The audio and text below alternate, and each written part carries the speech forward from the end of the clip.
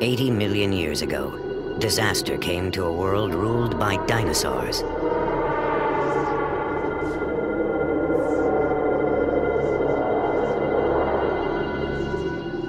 It came in waves of sand and wind that buried every creature alive.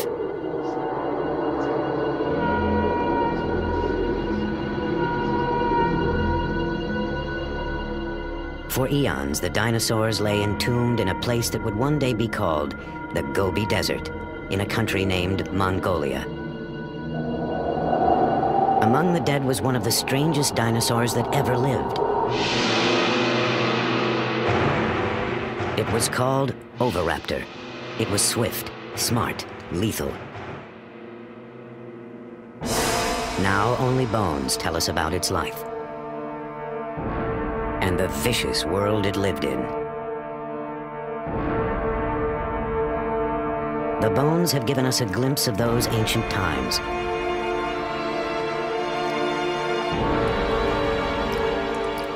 A dim reflection of life before history.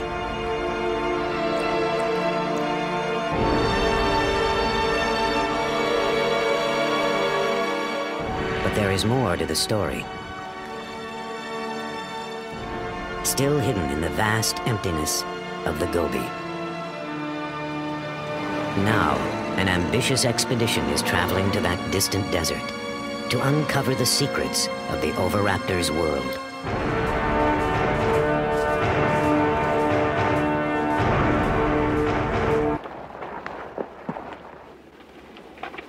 They don't exactly look like scientists. Often they're mistaken for each other. But Mike Novacek leads the expedition, along with colleague Mark Norell. They could be taken for surfers, but they're from the American Museum of Natural History. Scientists piecing together an ancient jigsaw puzzle of evolution and extinction. To me, it's so obviously important. I'm so emotionally bound up in this. I can't imagine why a knowledge of our history, of where we come from, isn't important to a human experience. Could you imagine what it would be like to live in the late 20th century and not know that extinction actually existed? There's also just a sense of discovery. I mean, every bone that we find tells us something about how the world was 80 million years ago, which is pretty neat. Just having a sense of history of what the planet was like and what the planet has gone through, I think just increases our appreciation for our own existence.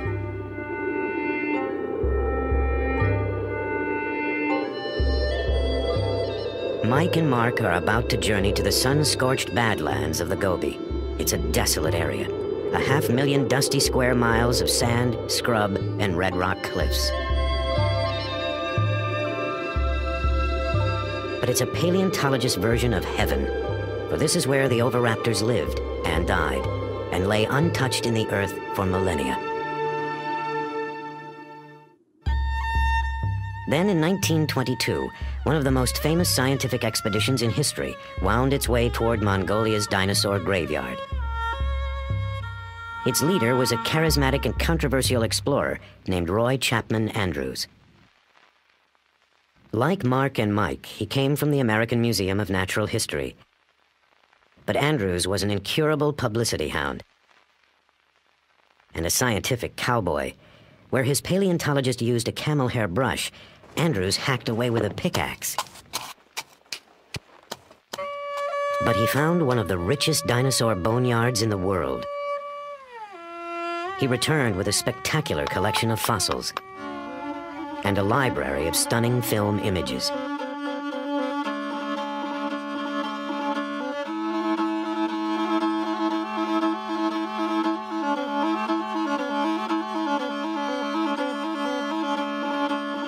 But in the 1920s, communists seized power in Mongolia. The open door to the west slammed shut. For the next 65 years, the fabulous fossil fields of the Gobi were forbidden territory.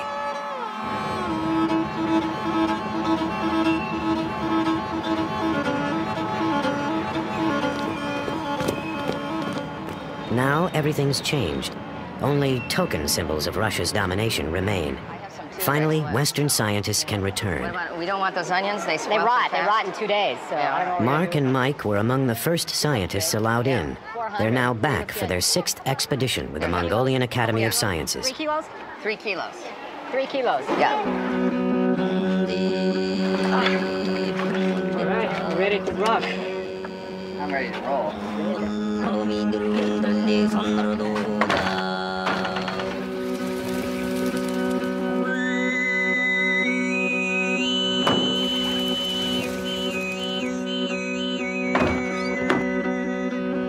They have just enough supplies for a short month and a long way to go, retracing Andrew's footsteps on their way to one of the richest concentrations of fossils in the world, a place called Ukatolgad. Over a vast span of time, Ukatolgad was ruled by dinosaurs. Dinosaur history can be thought of as a great empire that lasted a few 100 million years. That's a significant slice of the history of life. Imagine that time from the moment the dinosaurs appeared till now is a single day. At midnight, dinosaurs first walked the earth. They're flourishing at noon. They don't go extinct until 5 in the afternoon. Time passes. The first modern man finally appears a minute and a half before midnight. All of our recorded history takes 3.5 seconds.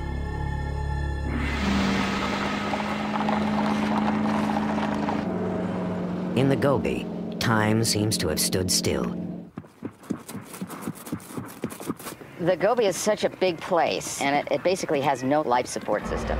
We really have to bring everything with us. So all our food, all our fuel, which we're carrying in a fuel tanker, all our supplies have to be treated like we're actually exploring a polar region. In such a vast area, success is never certain. Even getting there can be a nightmare. Roy Chapman Andrews thought he'd solved the problem in the 20s with a new piece of technology. When it was announced that we were to attempt a scientific exploration of the Gobi Desert with a fleet of motor cars, men said that we were little less than fools. Only camels had been used in that country. We had 40 men, 8 motor cars, and 150 camels to carry supplies. It was the biggest land scientific expedition ever to leave the United States. Roy Chapman Andrews. From China, Andrews headed northwest. He left Peking, then crossed over the border, and drove deep into the parched heart of outer Mongolia. Mongolia, a land of painted deserts dancing in mirage. Mongolia, a land of mystery, of paradox and promise. A thirsty land, a land of desolation. Gazelles, wild asses, and wolves ranged the marching sands. Few explorers had been there, and they brought back tales of thirst, cold, and hunger. But Andrews found one more thing: mud. Our average speed was only 4 miles an hour. Rocks, ravines, washouts, and ditches followed one another in rapid succession. One might imagine that the roads have gotten better. They have not. And even modern Jeeps aren't built for a desert like the Gobi. We have an electrical problem, and we don't know what it is. It's not a very complicated wiring plan. A Russian Jeep. It's not like a Japanese or American car.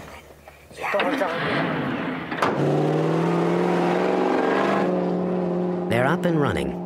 But next, it's a truck's turn. Piston, huh? We think it's piston number 6. A critical breakdown could have severe consequences. End of the expedition, it's not the end of our lives. Maybe we'll make it. Oh, God. With the nearest gas station some 500 miles away, and time already getting tight, things will have to go smoothly from now on. Oh, we're having some mechanical problems. We think it's a fuel pump, but we're not sure. This could be way bad. Could be. It seems to me I got this thing in there without doing the twisty deal. Maybe we'll tow it or Oh, abandon it. abandon it. Get on with it. We can't stay here more than a day.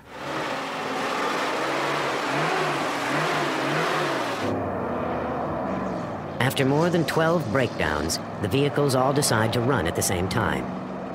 As they enter the dusty dinosaur fields of the Gobi, they're traveling a long way, backwards in time.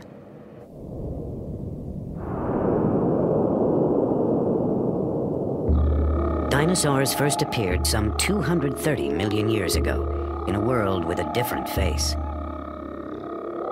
The creatures were thriving 100 million years later as South America and Africa split apart. About 75 million years ago, in the late Cretaceous period, dinosaurs began to disappear, leaving only bones behind. Their bones were more motionless than the continents. Then in the 1920s, Roy Chapman Andrews came to a remote place in the Gobi Desert he would name the Flaming Cliffs.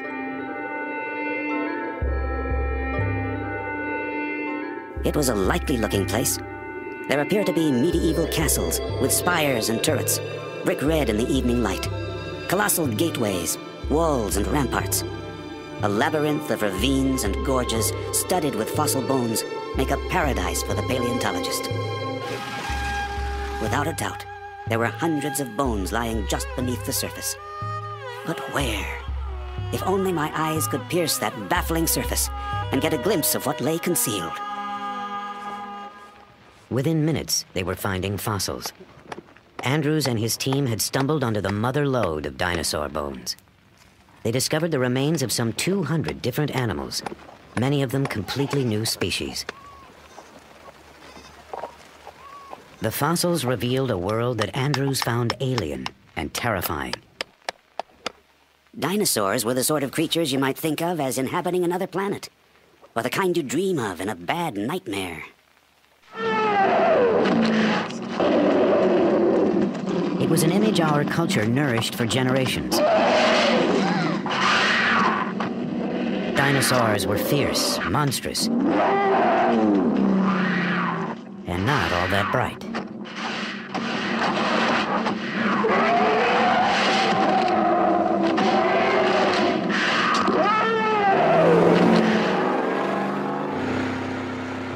Many of the new ideas about dinosaurs are coming from the amazing boneyard called Ukatolgad. The team discovered the site 3 years ago. Now, to get to the dinosaurs, all they have to do is find it again. The maps in general are pretty lousy for the Gobi Desert. The towns on those maps are myths in many cases. We don't even pay any attention to any of the roads marked on those maps. They're completely wrong. Even a satellite tracking system doesn't always help. So the satellite may know where you are, but the road you need may be in a completely different direction. So the roads here are very confusing. There are no signs, and many of them lead nowhere. Mandalobo. Mandalobo is here? So we're gonna go like this. Yeah. We're a little off course. We're not really lost. We're just a bit off course. So we've got to go this away and that away.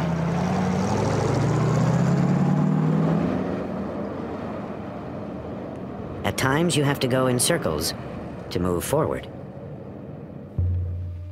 Roy Chapman Andrews, too, spent more than a few days wandering the Gobi. But in the end, he blundered into a discovery that stunned the world. A member of his expedition literally stumbled across a critical link in the great chain of being.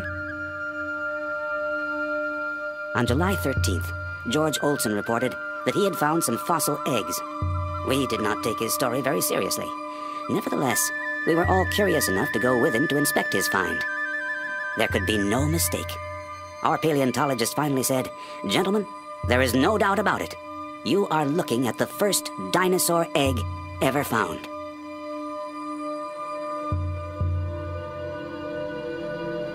The discovery made Roy Chapman Andrews a national hero.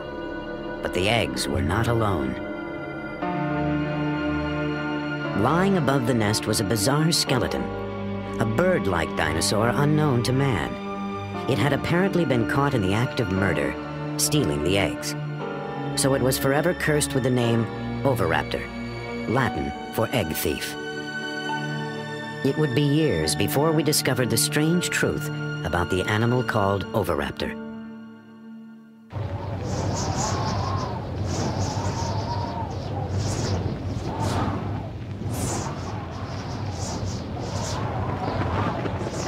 In the late 20s, the winds of change blew fiercely over the great dinosaur fields of Mongolia. That's when Roy Chapman Andrews was forced to leave the Gobi forever.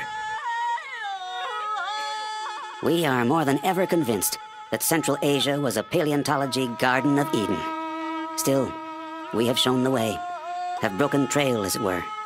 Later, others will reap a rich harvest.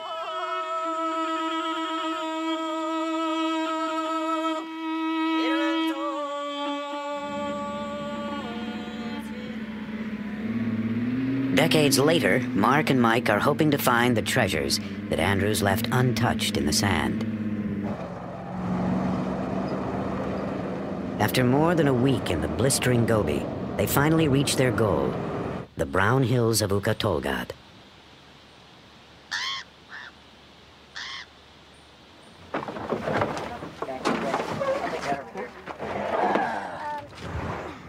With all the delays, they've only got 2 weeks to work. This is the place where they've pinned all their hopes.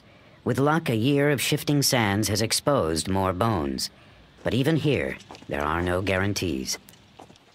It is possible to fail in the Gobi. It's a huge area, a huge tract of land. There are lots of rocks, but they don't all contain fossils. You can drive to what looks like the most tantalizing set of badlands you can possibly imagine and not find one scrap of bone. It's a treasure hunt in a way, and it is sort of like finding a needle in a haystack.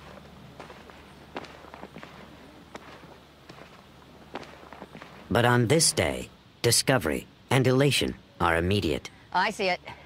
Yeah, oh, ooh, wonderful. Jeez, that's nice. There's the claws. Nice. The side of the skull here. These are the teeth sticking You can see out these right teeth, here. yeah. Each one of these is a socket for a tooth. Yep. Pretty big. This is the hand claw. Okay. Has this big thing right here on it. Retractor bulge. And it's a hand of an oviraptor. Got medium. They've hit the jackpot. Among their first finds are oviraptors, the creature Andrews knew as egg thief. That's it. Nice. Yeah, this is an oviraptor. Here's a big manal. Considering that oviraptor is one of the rarest dinosaurs in the world, and there've only been a handful of specimens found before we discovered this place, where we found 25. I mean, today we found at least 5 just in the first 20 minutes. This is really not what paleontology is like. Most of the time, you don't go find 12 skeletons in a half an hour. There's another one right there, too. Yeah. Each one of these little mounds of little white flecks sticking out there, that's the eroded rubble of... The sands of Ukatolgad, moving toward a tragic destiny. I think this was an oasis 80 million years ago.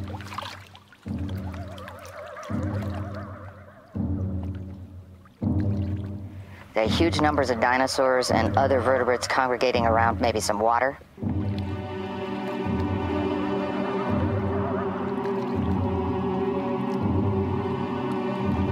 And on occasions, not just one event, but on several occasions, these animals were buried in these sands.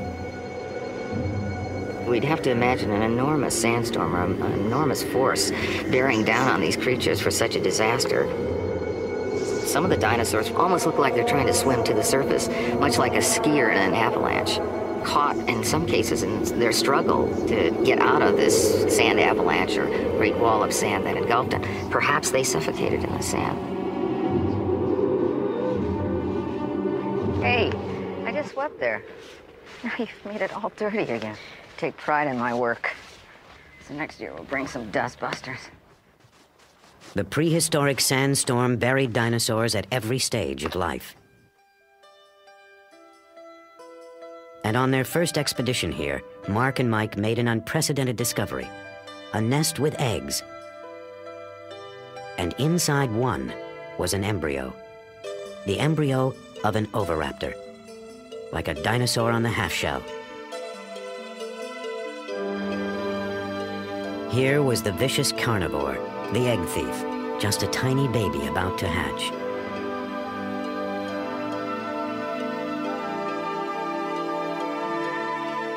It was an important discovery, a secret moment in the very beginning of this strange dinosaur's life.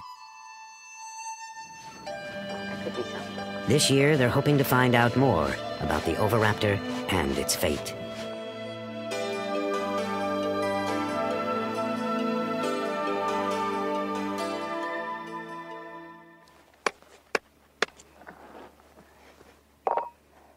There's growing excitement on the far side of the ridge. They think they found a completely new kind of dinosaur, a relative of the oviraptor, and it may shed light on what ultimately happened to the dinosaurs. We have no idea what this is. It's a really big animal. It might be something new. This specimen has a lot of important implications that go beyond just being a really beautiful object, so it's exactly what we wanted to find. We hope. The skeleton is what's important. Mark and Mike believe that these bones may help prove an exciting theory, that some dinosaurs actually evolved. They evolved into creatures that are still alive today. The bones tell the story. There are uncanny similarities in the skeletons of certain dinosaurs, like these, and modern birds. Almost without doubt, they shared a close common ancestor.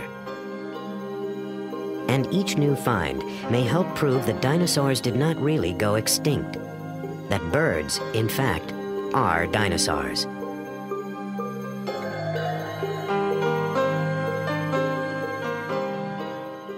Dinosaurs need to be thought of as incredibly successful animals that exist with us today, and we just call them birds. Our skies are filled with dinosaurs.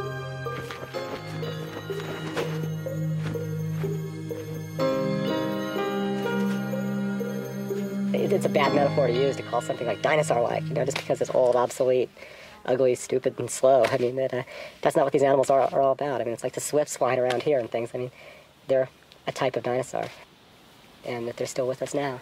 And the closest relative to birds is these small carnivorous dinosaurs that we've collected in these red rocks. At day's end, hopes are high that this new find will help connect the dots between dinosaurs and birds. The feeling of anticipation is palpable, if not always exactly in key.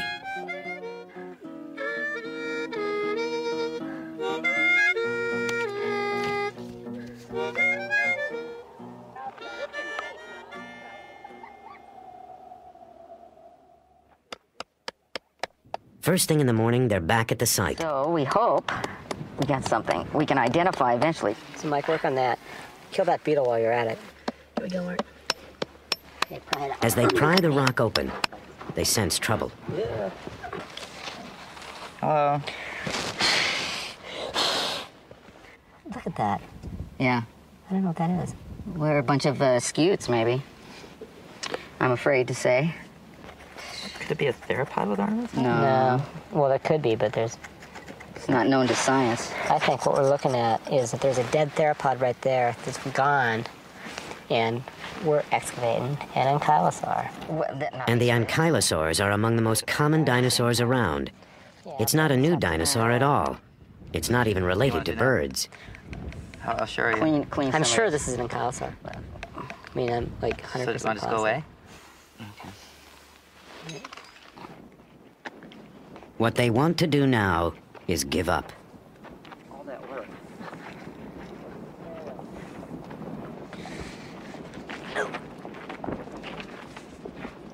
Today, the dinosaur hunters have tracked down approximately zilch. Well, you win a few and you lose a few. That's just...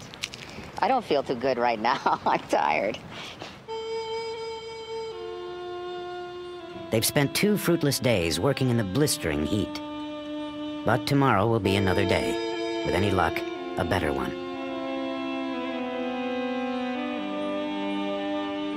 Instead, nature decides to add insult to injury.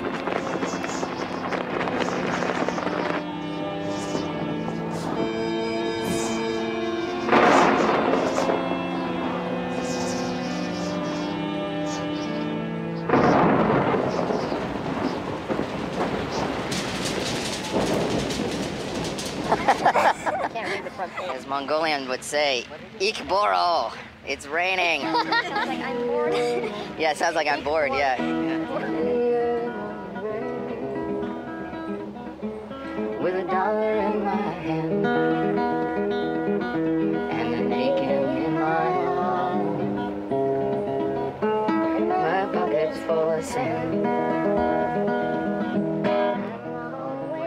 The sun burns off the disappointment. It's a new day and a new dig. This find is not a new species. It's not related to birds, and it's not an oviraptor.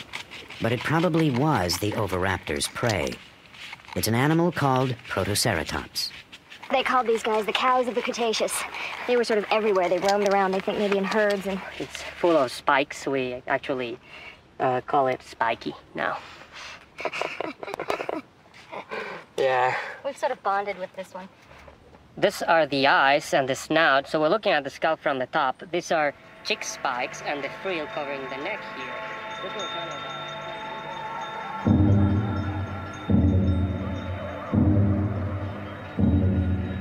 Protoceratops was a bizarre dinosaur. A hog-sized animal with a beak like a parrot's.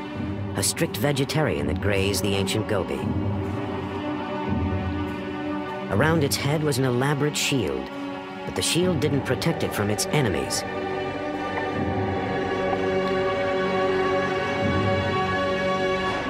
Enemies like the oviraptor.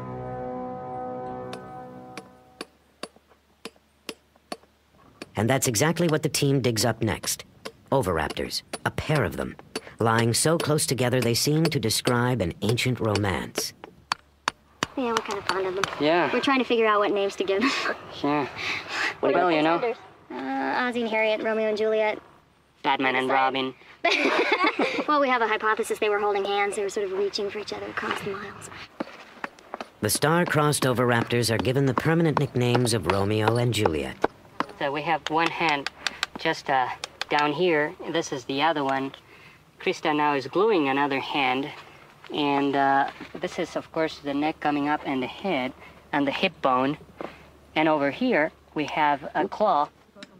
It's a long, hard process to excavate the past, but they've done it before. Over the last few years, they've uncovered a world of almost preposterous beings.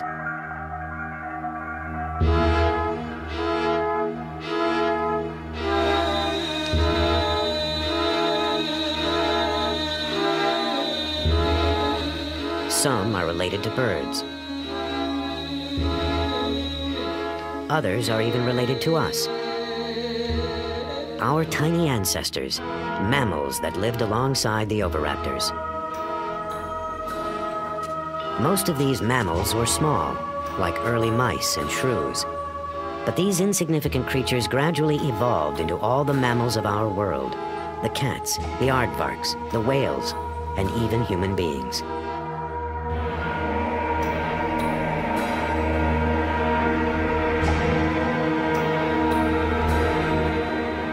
But sometimes evolution has to take a back seat to hygiene. We don't have much water here, so it's kind of hard to keep things clean. I thought I packed more shorts. For some reason, I messed up. I've got these on delicate. Yeah, personal grooming is a passion of the camp here. The team spends a lot of time making sure that they're groomed, looking their best at all times. Because you never know, there may be some formal affairs in a nearby village that you might need to attend. There are only a few days left. It's time for the second act of Romeo and Juliet. The oviraptors await a sheltering shroud of rags and plaster. They're now in the skillful hands of preparator Amy Davidson. I love skeletons. I actually never was that into dinosaurs as a kid, but I've always loved bones. And I have a background as a sculptor, and I've always admired the skeletons that we all have inside us as some of the most beautiful sculpture on Earth. And these fossil skeletons look almost as well preserved as yesterday's camel skeleton, but they're a dinosaur, you know. These fossils are forever. It almost lasted forever. For 80 million years, Romeo and Juliet lay together, reaching toward each other in death.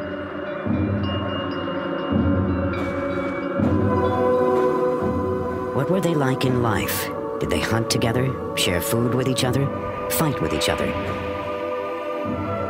Or was this love among the oviraptors?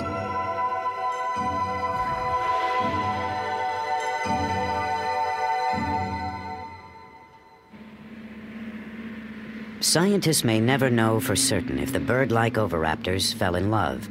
But now there's a new find that digs even deeper into the private lives of the dinosaurs. A place paleontologists usually enter only in their best dreams. Oh yeah, it's farther down. They've discovered another oviraptor. And then, in the dirt below the skeleton, eggs. An entire nest.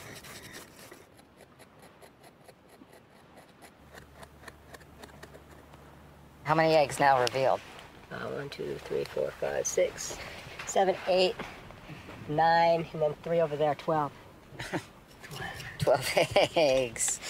All right. There's another one coming out right here.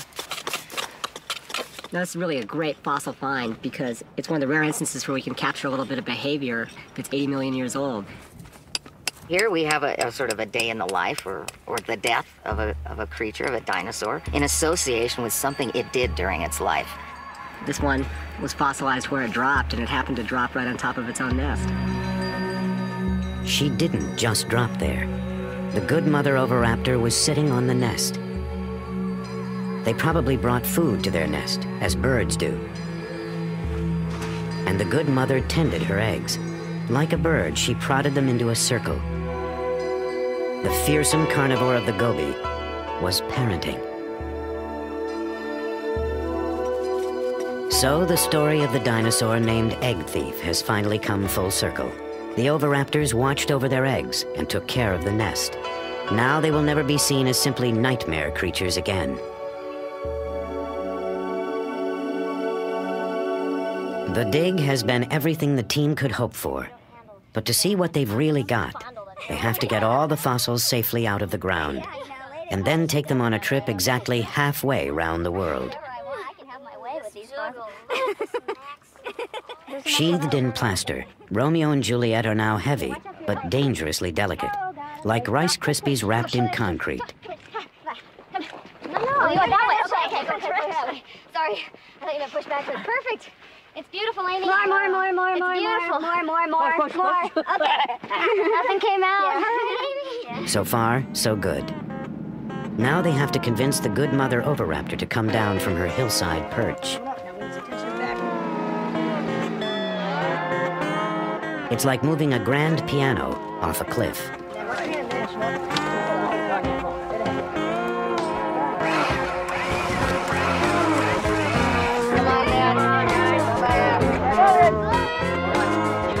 Romeo and Juliet proved just as stubborn.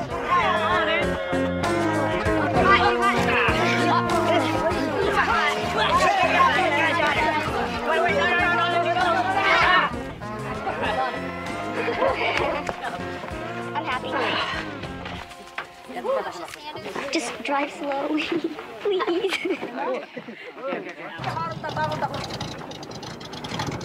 It's not there yet. Could get lost in the mail.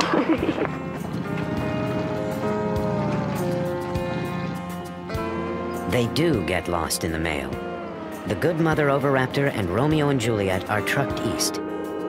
And then they disappear, lost somewhere in China.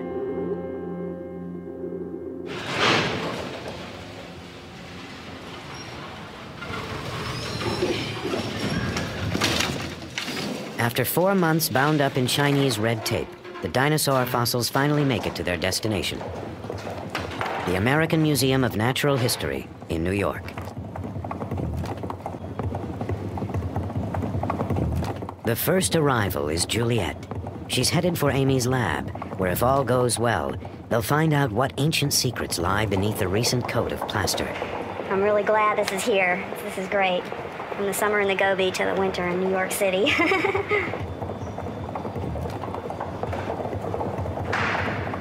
Juliet is now a seasoned world traveler. After 80 million years of repose, she's the new kid on the block.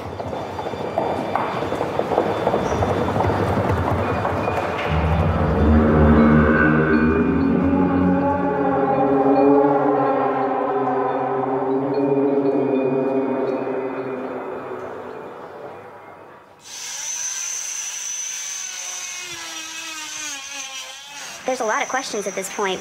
There could be anything in here. I have a feeling that this one's gonna be a nice skeleton. Oh, this is my guess. A nice skeleton, hopefully with a skull all laid out. It's pretty fun. And it's all mine.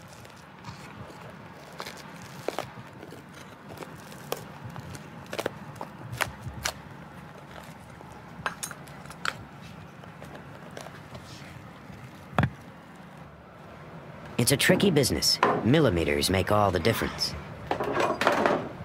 Yeah, this is good. I'm really glad I didn't saw through a bone in the process. It's weird. It's just opening this little window into this world I was living last summer. Yeah, this looks good.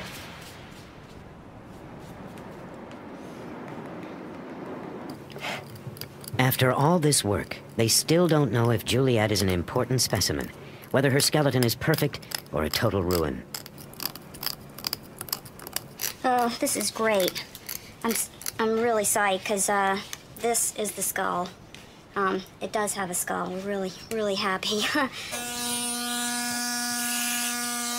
I like it, you know, working late at night. It's really hard to go home because I just look at it and say, I can't believe this. It's traveled 80 million years and halfway around the world, and it's sitting here, and, you know, it's a dinosaur. Working late for that? And it's so beautiful. It's the more I work on it, the more you see this natural sculpture. My work just sort of disappears, and this beautiful thing comes out of the rock.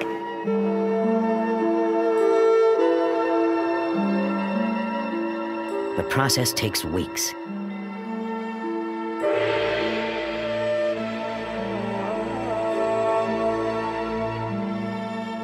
Finally, Juliet is revealed in all her splendor.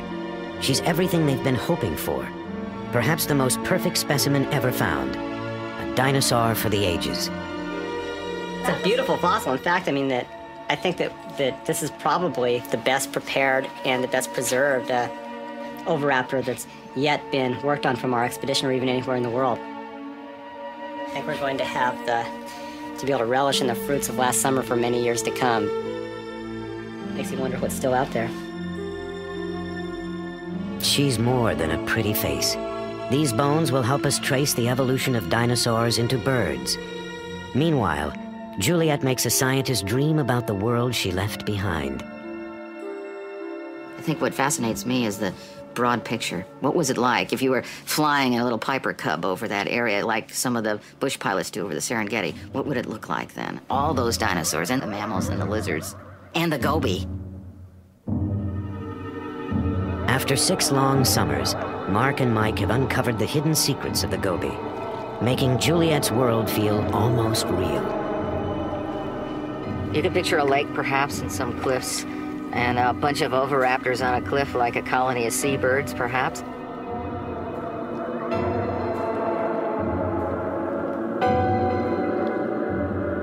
And a bunch of these tank-like ankylosaurs lumbering around near the pond.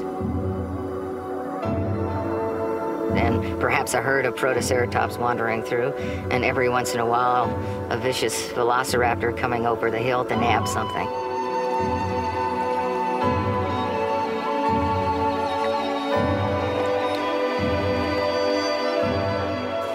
And we can imagine the oviraptors, Romeo and Juliet, hunting together, and the good mother minding her eggs.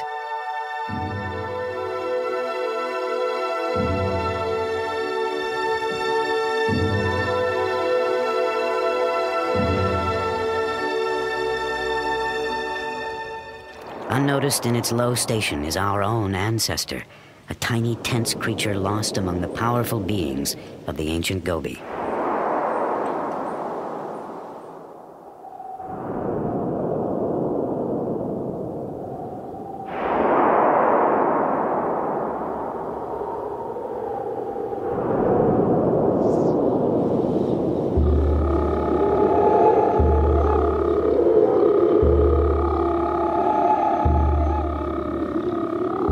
In the end, they would all disappear from the face of the earth, along with most of the creatures of their world.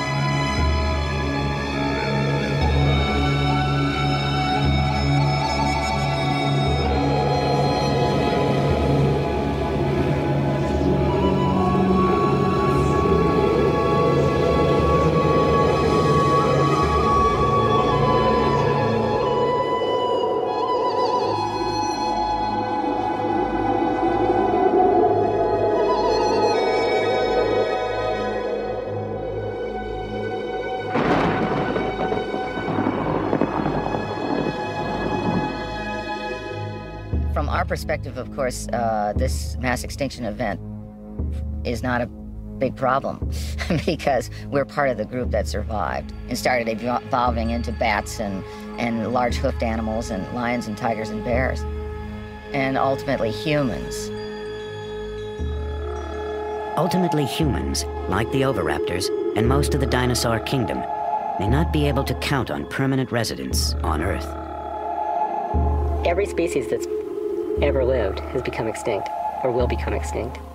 And whether extinction is due to the total decimation of a population, or whether it's due to the evolution of that species into another species, nevertheless, everybody becomes extinct eventually. So, in that view, we've had it. Some species lived and then died out, a story like any other story. Others evolved, changed, and lived on. So perhaps a message about our own future is encoded in these silent remnants of the past. The only real knowledge we have of our distant biological past is from the fossil record. And it gives us a sense of who we are and where we sit in the world and what that world might become. Time is the hardest rock to pierce, and the story of life, with its infinite changes, is the greatest mystery we have. But the expedition has been blessed with luck. They've gazed into the past and brought the violent and tender world of the oviraptor that much closer to our own.